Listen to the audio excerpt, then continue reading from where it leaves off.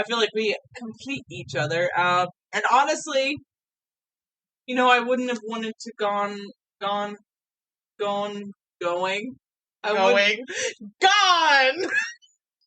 wouldn't have wanted to. I wouldn't have wanted to go through this kind of summer with anyone else but you. Yeah. I'm kind of glad we had a horrible summer together. Same. Because we were just constantly like, if I can't off myself, neither can you. Yeah, we kept each other alive. And that's what a friendship is. Yeah.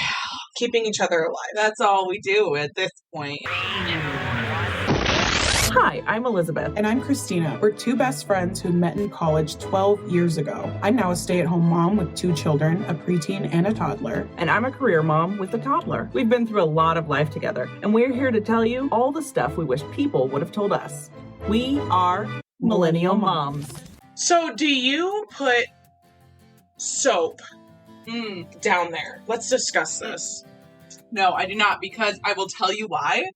When I was in my 20s, young, dumb, so I tried them all, and no matter what I did, I wound up at the doctor with horrible UTI or yeast infection, right. any of that stuff. So I discovered I cannot put anything down there. So I do whatever's in my tub, which is most likely soap. I would hope so. Yes. That's what does it. And, I wash myself. And I've seen the TikToks, what do they put on there? And then somebody's just water. And oh, you're so disgusting. So I've never talked about it. Because we need to talk about this. It will throw off your pH balance, and you will be in so much more trouble if you do use soap. Okay, you're correct. Here's my story. So ever since I was a little kid, I distinctly remember being told to put soap everywhere. Okay? Armpits, everywhere. That included... Dial soap. My nether regions. That is exactly what I use is dial soap. Yeah, I think that's all our parents did that. So my whole life I put soap down there, right? And if you know me, you know that I have always had an issue that I have to wear panty liners every single day because I would sit down and leave a wet spot where I was sitting. This has been embarrassing me my whole life, okay? Wait, you're going to tell me not everyone deals with that? We all sweat. Yeah. No, this isn't. This is like not a smell, but it would leave a wet spot. Okay. I've had to wear panty liners every single day for 15 years, probably. Right. So I was on TikTok, okay, and they were talking about how you don't put soap down there. Okay. And I was like, okay, I'm gonna have to test this out. Right. So one of the things that I did this summer was test out my vagina. So what I did, I stopped using soap down there. Just water, okay? So you get in, water, splash, move on with your day. It has solved my problem. That's insane, because I know the majority of the comments on those things were, ew, how disgusting, how gross. I'm like, if you don't have one, you can't comment. Number one. And number two, shut up! Just let us do our thing. I know that if I've used natural. Yeah. I've used the ones that are made just for it. And no, every single one I wound up at the doctor for. And I didn't have insurance because I was poor and in college. We've all been there. Yeah, so the TikTok that I watched was a guy now saying, please do not put soap in there, and this is why. Now, the reason that it makes sense to me that it has solved my problem is because what does soap do? Dries you out, right? So what does your vagina do when you are putting something on it that dries it out? It will overproduce. So they say that about the dermatologist says that because they'll be like, when your face is has no oil, it's not too dry, whatever, which is my face. The doctor was like, do not put soap on your face because it's going to screw up the whole balance you have of no oil, no dryness. Yeah. So this makes sense. It's just skin inside. Southerner. In the southern hemisphere. So, now you guys know I have solved my Club Wet problem and no issues. It has been fan-freaking-tastic down That's amazing. I always thought it was so crazy that for the rest of your life. Right. Who has the money? things are getting out of hand. Don't even get me started on the woman tax of tampons and pads. But it's not fun either. Like, everywhere you go, it's like, oh my God, let me make sure I have a panty liner every single day. I've got a story that I hope no one really listens to who knows me. If you know me, don't listen. Okay? Earmuffs. So, there were some medical issues. I got put on some medicine. It was a blood thinner. The blood thinner, what do you do once a month? You bleed. So what does a blood thinner do? Oh, no. Murder scene. Okay? No. It gets worse. I have decided that during that time of the month, I will only wear black. I don't care what it is. Shorts, pants, dress, only black. It's not worth it. Okay? So I'm sitting in my office, doing my office-y things. And I know where this is going. The guy next to my office said, hey, can you come in here a second? He needed some help with a PDF, like signing it or something. It's like, yeah, I'll be there 1 second. I stood up. I walked to his office. I'm standing over him like this with his mouse. Like, I don't have my hand around him, but like, you just go here and here and here. Mm-hmm. I gotta go to the restroom. I'll be right back. I could feel it. And once it went past my knee. And how did you get out of that situation? Well, I told him I had to go to the restroom. And then I went to the restroom. It was the worst experience. Actually, it wasn't that bad. Like, I've been through way worse. So it was like, clean it up, bing, bang, boom, all right, back. And I was like, back in there. I was like, I'm sorry I was gone. I didn't realize how bad I had to go to the restroom until I got here. Yeah, been there. I told the lady up front, she thought it was the most hilarious thing she ever heard, and then she felt better about her life. That's what I do. That is what I do. I make people feel better about their life because mine is so blah. Yeah. So, we are back. Season 2. Season 2! I'm so excited. I am. It has been a crazy summer, to say the least. It has literally been hell. If summer could be a place, it would be hell. Not because it's hot, which it is. So hot. Also, shit. Both our lives. I mean, shit. Just a big old steaming pile. We're lucky we're still alive. Yeah. So, like, cheers to us. We survived. Well, I mean, it's still summer. We're a couple more days. I never thought I would say this, because you know me, like Leo season, summer. We had this discussion a couple podcasts back about how she was ready to kill me because I said I couldn't wait till summer was over. Yeah, no, and I was like, summer's the best. It's hot, sign me up. And then God was like, ha! This summer has been probably the hardest of my life. Easily. Yes. Yeah. Both sides. We don't even know how we survived. We went into, like, autopilot! Literally. Like that, when it's like fight or flight, like they talk about those situations. I wanted to flight.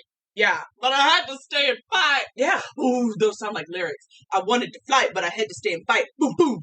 And then beat drops. No, it was not club fun.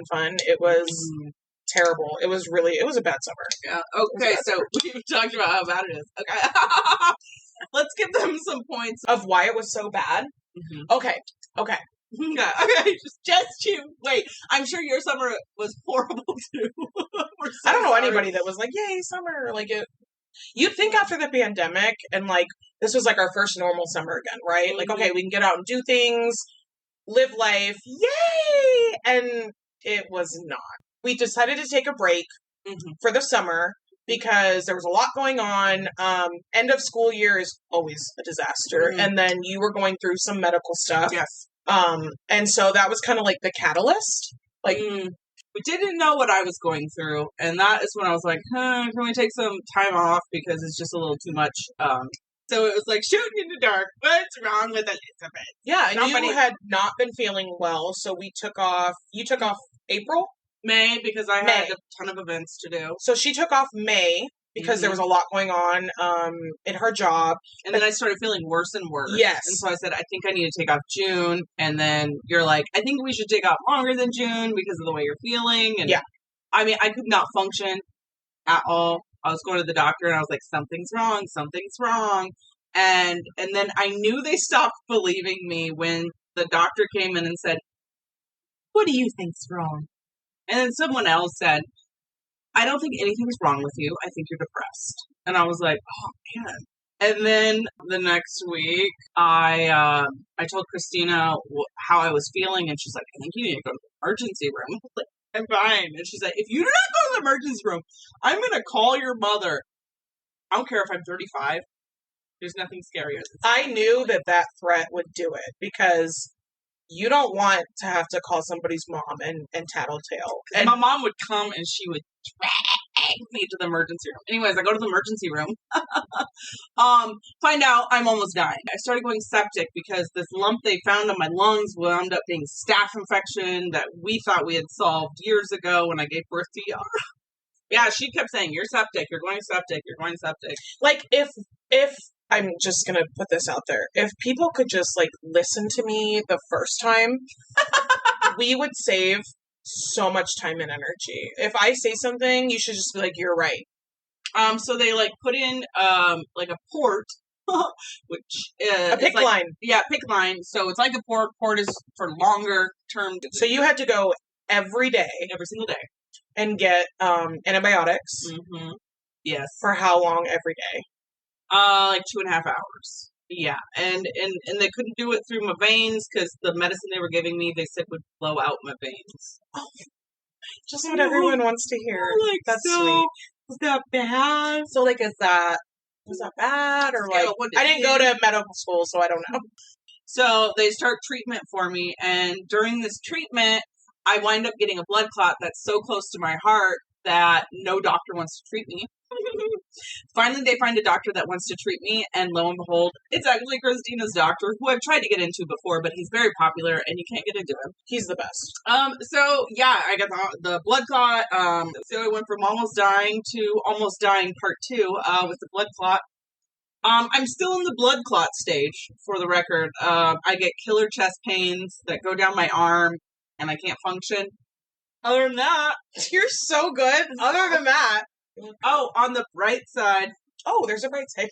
There is. I lost 60 pounds from the last. Not even trying, and I knew this would be the only way I'd ever lose weight. I just got deathly sick and almost died. That's the key, you guys. Twice. Not yet thrice. So here I am. I'm just really exhausted. It's hard to function, focus, live, survive. But like, here we are, gang, just breathe, just here. Because I was starting to really doubt myself. I'm like, I feel like crap, and I guess I'm just depressed.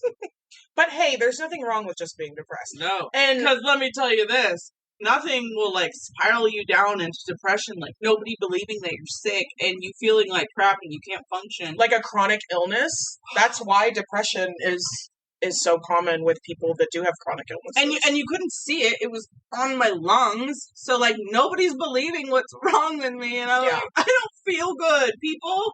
And then they think, oh, you're depressed. Or, oh, you're just being lazy. Or, like, you do anything. I felt so guilty for my job, my husband, my daughter. Yeah. Because I was like, wow, I am a piece of crap. I can't even function. Like, I see moms out there, like, kicking a soccer ball around, or, like, let's go on a bike ride, or something, and I'm like, I can't even step down the stairs.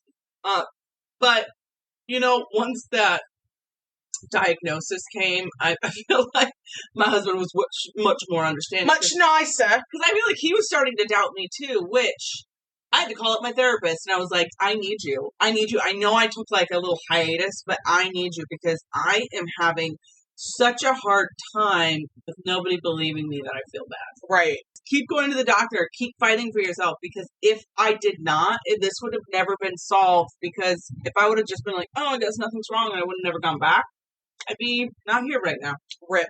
That's the end of my story. And I'm still here, and that's why we had to take the summer off. But thank God that we did, because for those that don't know, Jaden battled cancer in his leg for 2 years, since October of 2020. And then 2021, he was diagnosed, and then we had been trying all these treatments for this very rare cancer. Nothing was working. We had rare, like 20 people in the whole world. It's the second youngest. Yep. When we say rare, we're not like, oh, rare. 1,000. No, 20 rare. people. Yeah. And we had spent 18 months trying the one treatment that has been proven to work for this type of cancer. And we went and got a bone scan in June. I think we got a bone scan in June and found that there had been absolutely no change to any of the tumors. So he had tumors from the mid-thigh to the foot. So all the way through in the bone. Very, very painful. This kid was in pain 24/7. And none of the treatments that we had tried had made any difference. And so we talked to Jaden, and I will never forget the moment that I knew that we were done. I'll never forget that moment, done trying.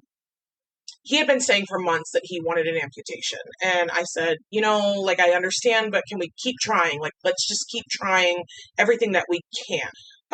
But then I had started praying. And if you're not a religious person, totally fine. But through all of this, I have found that prayer really has helped me. Really quick, people would think out of the two of us that I was the more religious one. You are wrong, and it's her. Yeah. Go figure that one out, guys. Little halo. So I had been praying, and I said, God, please show me a sign. Show me what the next step is. If we need to take the leg, please give me a sign. Tell me, show me, because I'm scared and I don't know what's next. So I gave it to God, and I'll never forget. It was the next day that he had he had to get his port access. So Jaden had a port surgically implanted at the beginning of 2022.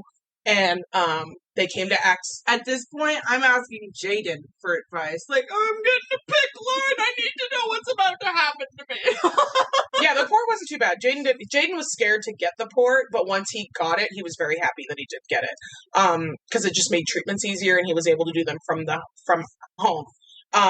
But getting access was very painful for Jaden, and when you have a port, getting access means that they are putting a 1-inch needle through your skin, and they have to get it into the port, which is surgically implanted under your skin. So it is painful, and it's not a small needle. But one of the nurses had come to access him, and it went very wrong from the beginning. She couldn't get it in. She had to poke him again. He is sobbing. He is hysterical. He's in a ton of pain. And I will never forget sitting there watching him and holding his hand as he is sobbing. And he looked at me, he said, Mom, I'm done. I don't want to do this anymore. And I went out onto the porch and I cried. And I said, I wanted a sign. Here's my sign. He's done. So we had a meeting, a family meeting with Jaden, and he's 13 now. He is not an infant. He knows what he wants. He knows what the consequences of his choices are. So we had a long family meeting, and he said, I understand the risks. I understand this is going to change my life, but I'm done. I don't want to do this anymore. I want the leg gone. It was really, really hard to come to that decision. And so we met with his doctor, and his doctor, I said, before you even open your mouth, I just want to tell you we're done. And he said, that's really funny that you say that. He said, because I was coming to you today to tell you that there's nothing more we can do. And your only option at this point is an amputation. So it went really fast. I think we decided we were going to do an amputation, and Jaden so said, fast. I was like, wait a minute. I believe it was a Thursday that we decided we were going to have the amputation. They called on Friday and said that he could have the amputation on Tuesday. It freaked me out more than it freaked her out. I was like, wait, slow down. They couldn't no. give him a month or something? Like days. Jaden had told the nurse that was scheduling it, he said, I want it done as soon as possible. Now that we've decided, I don't want to sit here and wait for a month. And I was like, okay, not thinking. It was the moment that they called me and said, in 3 days, we're going to do the amputation, that I lost it. And you plan it and you think about it and you're like, okay, this is the next step. And then it happens, and it's very different than being told or thinking that something's going to happen, because the idea of an amputation was very scary. Even I was not helpful because I was like, let's keep trying. You're not helping. And I was like, I'm so sorry. So yeah, she and I got into a little bit of a text altercation because it wasn't even that bad. It was like 1 or 2 texts. And yeah, I was like, are you sure? Like, I can look at more places. She's like, are you sure it's not X, Y, and Z? Like, let's keep trying. Like, we can do this. As if she hadn't already thought about it, but then I started panic solutioning. Yeah. That should be a thing. I just thought of it. You're not the only one. both of my other two best friends were like, whoa, this is really fast, and I think we need more time. When it happens that fast, it's like... It's a lot. Wait a minute. Can we have time to, like, deal with it and process it? Yeah. And it was very scary, but at the end of the day, it was not me to make that decision. Jaden is 13 years old. For me to tell him, no, you need to wait another month because I'm not ready, I felt very selfish in that. So I needed to take the cue from Jaden, who was ready. He was done. I don't want to do this. And when I told him that it was going to be in 3 days, I expected panic. I expected it. And he didn't. He said, it is what it is. I'm ready. I think the most that anyone can do at that point is, like, just be there for the mom. Because I was like, I knew already in my head she'd already, like, made up her decision. And her decision was to follow whatever Jaden wanted. And so I wasn't going to pursue it. When she said, we've already made up our mind, I stopped. Like, I was like, I'm not going to find a solution for her because it's just going to make her harder. It's going to make it harder to deal with. And that was the issue, was people come from such a good place, and you came from such a good place, and you were trying to look out for me and say, let's give you more time. Like, this is a lot. And I knew that it was meant well. It wasn't just her. You know, I had several friends say the same thing. You want to fix a situation, and when you can't fix it, you want to slow it down. Like, this is too much. And I respected that, and I loved you guys for it. But I also knew that you and Jaden both had been going to therapy knowing that this was a possible outcome. Yeah. So you guys were mentally ready for it because you'd been going for what? How long? We had known that an amputation was on the table from the diagnosis. So for almost 2 years. So, and I knew with me just, like, spouting out these solutions at the last minute wasn't helpful, and she just needed to, like, hone in on what the therapist had taught both of them. Yeah. And so, or trained the tools that they would use. Once you make a very difficult decision like we made, questioning it's not helpful. And I know that people were really rooting for, you know, a miracle or what have you. But we viewed it as this was our miracle. And him able to get his life back and walk again, these were the outcomes of making this really hard decision. So while people, not just you, a lot of people, a lot of family, you know, was like, please, like, keep trying. I'm still praying for a miracle. I had to tell a lot of people, I appreciate your love and concern, but this is our miracle. We're choosing to look at this as a positive. It is an ends to a means. End to a means. Means to an end. Means to an end. There it is. Oh my God, I did something right. Oh my God. Mark that down. First time ever. Right. You got it right. Yeah, so I did love and appreciate everybody's prayers and well wishes, but we made a decision and we had to move forward with this. And I saw, and he's so much happier afterwards. I mean, so happy. Right after his amputation, things were good. He was in the hospital. He was feeling great. I thought, oh my gosh, we're at the end of this journey. We've come through the other side. This kid's going to feel better. His pain's gone. You know, great.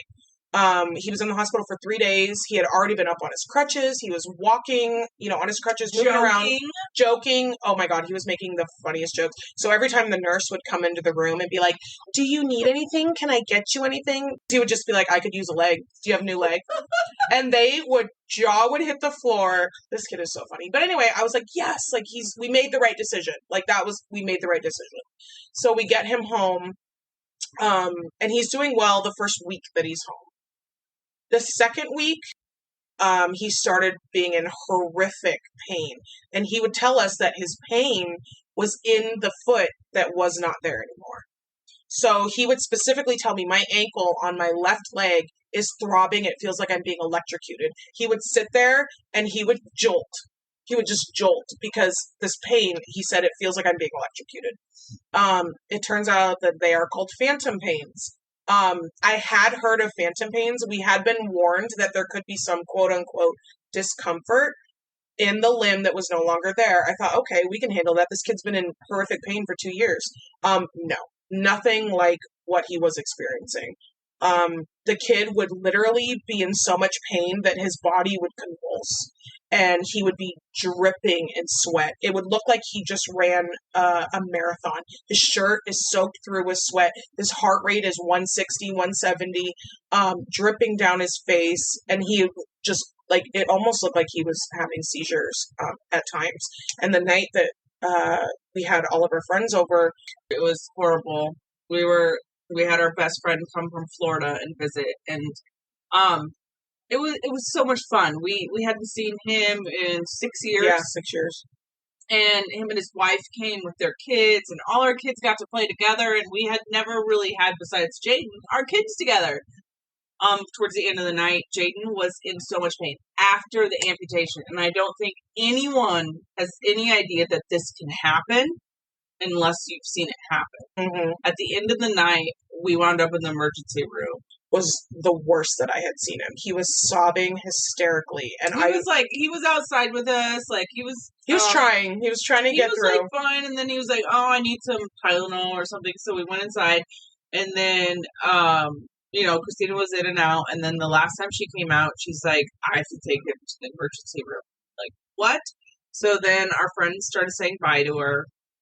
And you were running around trying to find my shoes, because mind you, we had been at a pool party, so I'm in a swimsuit, I have no clothes on and no shoes anywhere to be had, and Elizabeth immediately goes into like fix mode. So she's running around my house trying to find shoes. I'm not an emotional person, but I am like a solution. Yeah, she's like, okay, I can't help you when you're sobbing, but I'm gonna find you shoes and pants and a shirt, and we're gonna get you out the door. And do you need me to go with you? I'm literally hugging the emergency room. I'm hugging our friends goodbye. As soon as they look me in the eye, I'm sobbing, because I'm one of those people that can keep it together until somebody else is like, "Are you okay?" And then I'm like, ah! And here I am. Put your shoes She's on, just in the background, like running back and forth, like shoes, purse, shirt, t-shirt, pants. Do you have everything? Do you want me to go with you? Oh, Jaden, where's your shoes? Jaden, where's your shoe? You just need the one. You just need the one shoe, not two shoes. Where is it? Where is it? He's like, it broke. Ah, what? Well, what foot do you still have? I need to find that shoe. She was like, left, right. Oh, Jaden, which shoe? Which shoe do you need? It was bad. It was then bad. We wound up in the emergency room together, and then they were like, "Hey, Elizabeth!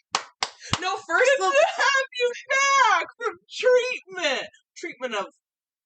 Not only did the nurse recognize her from being in the hospital all summer, but the checkout, or the lady that checks you in. I'm not gonna lie, I was very shocked she was doing that, because Jaden was like basically screaming in pain. She literally goes, "Not to be weird, but are you on TikTok?" And I was like, this poor child. I was screaming. Like, yeah. And she goes, "Okay, because I saw a TikTok and the kid looked just like him and had the pink hair, so I was like, it's gotta be him." As he's sobbing in a wheelchair behind us. But I was like trying to think, I was like, would I do the same thing? Like, was she younger? To be fair, she had already got us checked in. Like, she did her job. Yeah, that's true. But then she was like, "By the way, I've seen you on TikTok."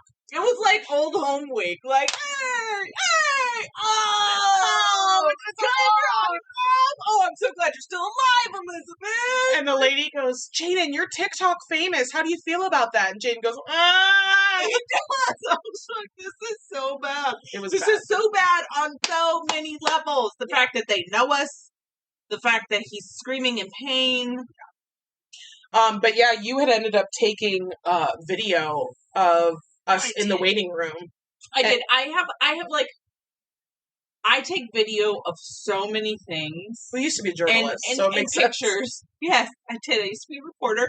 But I do it because, like, I want to remember what we arose from. And so I was like, days later, I told her, I said, "I don't know if you want this or not, because I know it's painful, but I did take some little..." Like, really quick videos. They were like 5 seconds. I want them to see how far they've come. And I do that with my own life, and I don't post it anywhere. Like, the amount of photos and videos I take is astounding, and I don't post it anywhere. I just want to look back for my own self.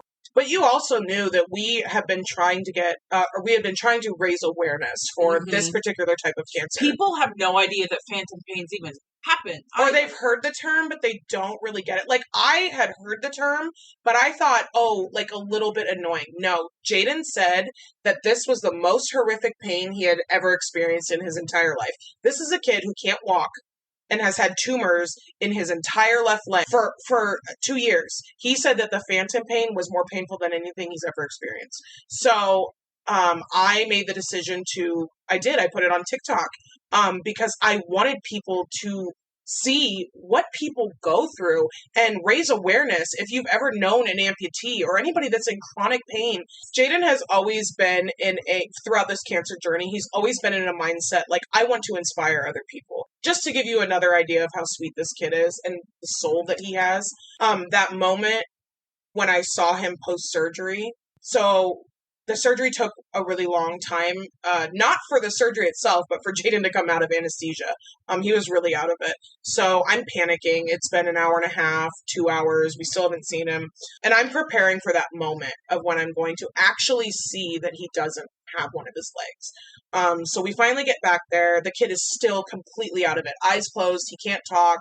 And that was my moment when I saw that he had one leg and then he didn't have the other leg, that I lost it. I lost it. And I sat next to his bed and I'm still thinking he's asleep. And I am like ugly crying, snot bubbles, like just sobbing. And I had my head on the railing and I'm just letting it all out because I thought, what better time when he's not awake to break down? So I did. And I see his hand come up a couple inches and he's going like this. He's making motioning hands with his hand. And so I grab his hand and slowly brings it up to his mouth and gives me a kiss on the back of my hand. He starts to talk, and you can't hear him because he's coming out of anesthesia. It's like a hoarse whisper. He's like, like whispering. So I'm like, oh my God, what? And I put my ear up to his mouth and I'm like, what, babe? I'm here. And he said to me, look at it this way. He said, it's over. So in his little whisper, he's like, Mom, look at it this way. It's over. I'm cancer free. You guys, if I wasn't a wreck before, I am an absolute tsunami mess. My sweet baby boy who has gone through so much and beaten so much and stayed so strong is coming out of a life-changing surgery and he's comforting me. That's the type of kid that Jaden is and always has been. Always thinking about other people. I'm pretty sure we can say this. He did Make-A-Wish. He did do Make-A-Wish. Okay, and you know what he did? He went and shopped for the homeless shelter, okay? So this kid is not your average 13-year-old. No. At all. So he got his Make-A-Wish and we had some other things planned. COVID, couldn't do traveling. So they came to him and said, how about a shopping spree? And he was like, that sounds fun. I can get some gaming stuff, right? So Jaden had told me that he wanted to buy stuff for the homeless shelter. Jaden loves the homeless. He's always been like that. Always been like that. He is super, really empathetic and really feels other people's emotions and has always wanted to give to the homeless. When we see them out, he wants to give them money, wants to give them food, whatever. So we called the local homeless shelter and asked them a list of what they had been needing. And we took that shopping. With his Make-A-Wish money. Funds. Yeah. You had to spend it all within 24 hours. Yeah, you had to spend it all that day. So crazy to me. So crazy. I would have made so many stupid decisions. Even to this day, if I was given that much money to spend in one day. He got to the point at the end of the day. He literally was like, I don't know what else to buy. I'm out of ideas. He wanted to buy, he kept asking me and his dad, do you want this? Can I buy you this? He kept wanting to spend his money on us. And we're like, we're adults. Don't spend your money on us. Or do. No, he did buy a pool for the family. So he got us the pool this year. And so he's not your average kid. So when he complains and is crying of phantom pains, he's not a kid looking for attention. He's not a kid who even broadcasts that he bought all these things for the homeless shelter. That's me broadcasting that he did it. He doesn't care about any of that. No, he just wants to help people. That's his goal. So adorable and humble. Yeah. And he's not your average 13. Yeah. I can definitely tell you that. And so the fact that he's even having to go through this is super painful because I've known his personality since he was 2. Yeah. And so, I look back at the photos when he was 2, and he's just such a cute kid. It's so weird. I just saw the photos of him playing soccer, and there's that moment where you really take for granted when he was able to walk and when he was doing these things. So, fast forward, phantom pain was really bad. That went on for almost 3 weeks. Oh, it felt so much longer. The kid was not sleeping. He was not eating. He was literally in horrific pain, 24/7 for 3 weeks straight. I don't know how he kept it together. There were a couple days where he just said, I can't do this anymore. I don't want to live. Like, I can't live like this. And when we took him to the emergency room, they couldn't do anything for him. Yeah. So there's that. There was literally nothing. I mean, what are they going to do for someone who has pain in a foot that they can't feel? That's not there. There's very little research done on phantom pain. I'd heard of it. I'd never seen it firsthand. It was terrifying to witness because you can't do anything. You can't rub the leg. I mean, like, there was awesome people on TikTok who gave some great, really good advice. Yeah, like they were like, use a mirror, and I was like, that's so crazy. Mm-hmm. Rub the other foot where the other one hurts. Yeah, and I mean, these were great ideas, but at a point, it got so bad that those weren't nothing helped. Yeah, nothing helped. And so at that point, you're like literally watching your son be in so much pain, and you can't do anything about it because the medical field can't. Even the TikTok comments can't. And your poor kid is just in so much pain, he's sobbing. And as a mother, it was horrible. Shattered pieces. It was horrible. You've never felt so helpless and so worthless. And I remember I went into his room one night that he was just, it was so bad. It was 2-3 o'clock in the morning, and I could do nothing. I could do nothing except hold him while he sobbed. And I remember trying to massage his foot that was still there because he said sometimes that would help. I don't know why. I'm not a doctor, but sometimes massaging the limb that's still there can help the limb that is not there. So it was 2-3 o'clock in the morning, and I'm just rubbing. I'm trying to give him any relief so this kid will just sleep. He hadn't slept in 12 days. And I remember just sobbing and praying, please, God, please do something. Pain pills, don't touch it. Opioids, don't touch it. Tylenol, ibuprofen. There was nothing. And he can't be, the massager didn't help. And he couldn't be in water, so he couldn't take a hot bath. Nope. There was nothing. There was nothing that could be done. And I have never felt so helpless in my entire life. That has been the hardest journey through 2 years of this cancer journey was the phantom pain. So that was really trying. Thank God we are now almost 5 weeks post-surgery, and Jaden is doing really, really good. Really good. They had put him on a nerve medicine called Lyrica. They had put him on that right after surgery, or about a week after surgery, but they did warn us it could take a couple weeks to kick in. Those couple weeks were the worst of my life. It felt like we were living somebody else's life this entire summer. Yeah. Yeah, her summer was way more traumatic than mine. I think trauma is trauma. There's one thing I'm so sick of hearing about from people being like, oh, well, I can't complain because look at what you're going through. Bitch, complain! Sucky is sucky. Period. I'm not saying that my trauma is any worse than your trauma and your trauma is no worse than mine. Trauma is trauma, you guys. Don't feel bad if you're in a shitty place in your life. My shitty situation doesn't make yours less shitty. It still sucks. It's like don't do that. It's our own level of. I know, but don't. No, I get it. Don't do that. My situation don't want to demean how my situation does not. Was rough. It was rough, but so is yours. I know, but I don't know. I just feel like you kind of went through more for longer. I hate that. And you saved my life because you told me to go to the emergency room. Otherwise, you're going to call my mom. That's not the first time I've had to rip into that booty to get to the ER. Remember the other time? Yeah. And I had to drive all the way to your house and say, if you don't get in that car, I'm dragging you out by your hair. Yeah. And guess what? I was right about that one too. Yeah, burned myself, seared myself, medium well. Literally, that was the most horrific. Elizabeth fell into a fire pit, for anybody that's wondering. A fire pit. Like one that was lit. So I fell into a bonfire, tripped over a rock, because we had like this whole feature where rocks were built up, and one of the rocks had tumbled down. It was tripped over the rock, fell right in. And I'm very resilient, and I never cry. So I fall in, pop right out, fall back in again, pop out again. Everyone is in such shock, they couldn't even help me because they said it happened so fast.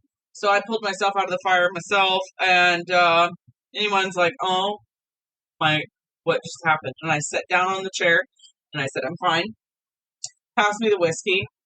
It was crazy. I wound up having like 3rd-degree burns, all up from here down to below my knee. She looked like she had sat on a grill, like charred I still have scars all over me, and Leon's like, you should probably put things on it, because I know you.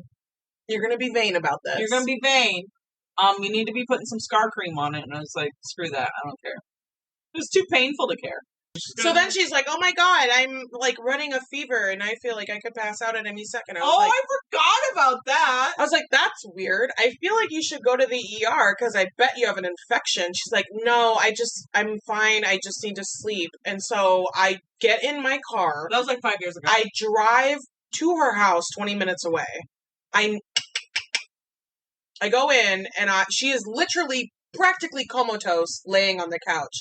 And I put my hand like where her burns were. Fire. It is literally heat coming off of these. And I was like, that's an infection. Go to the hospital. No, I'm fine. If you don't get in that car, I swear I'll drag you out by your hair. And she did. She got in the car and she went to the hospital. And guess what, guys? Infection! Everybody needs Kristina in their lives because I feel like she's saved my life so many times between her and my mom. I don't know how many I think times. It was your mom that called me, actually. I don't know. Yeah. Oh my gosh, it was my mom. Yeah. They threaten to call each other all the time. What is this? What is this? Okay, so summer's been absolutely chaotic. We're going into fall. I can't wait. Oh my word. I never thought I would say I'm so excited that I can't wait for fall, but I cannot wait for fall. I want hoodies. I want sweatpants. I want to go into hibernation and see no one. Same. I don't want to talk to anybody. Like, there's something about Midwest winters. You're like, let's not get to the winter. I just said fall.